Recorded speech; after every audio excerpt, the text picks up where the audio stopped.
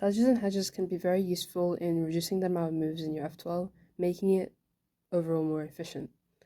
For example, in this case, most people will do is insert the corner and then solve this case. But that's 11 moves, which is very long for F2L.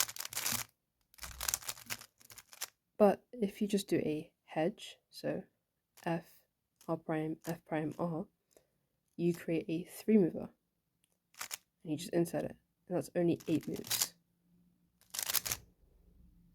In the similar case, where most people, what they would do is break up the pair with RU to R prime, and then solve this pair, which is, it's fast, but it's a lot of moves. It's 11 moves. But if you just put the pair over here, and you do a sledge, you create a 3-mover, you can insert it. I think this is the most crazy one to figure out, which is this pair, where normally you would do triple inverse sexy, which, it's fast, right? Or you would do triple sexy, which is slower, but a lot of people do that. But if you just put the corner right here, you can actually do a hedge, not sledge, a hedge, and you get a 3-mover. So, hedge, and then 3-mover. That's much faster. You can also use a sledge in this case here, where we have this edge here and this corner on the top. And most people, I think they would do as U on your R prime, then insert F moves, or they would rotate and insert it. But if you just move the corner here and do a sledge, you get a free pair.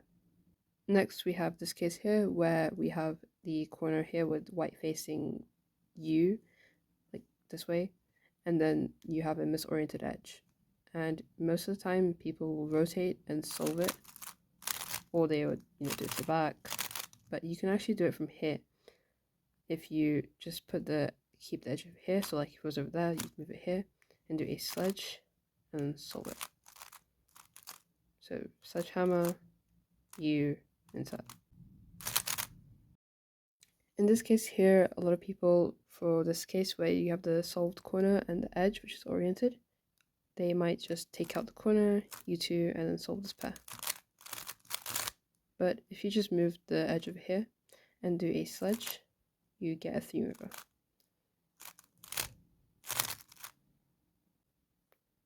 For this case here, where you have this pair going into the back, a lot of people, what they might do is rotate and then pair up like this.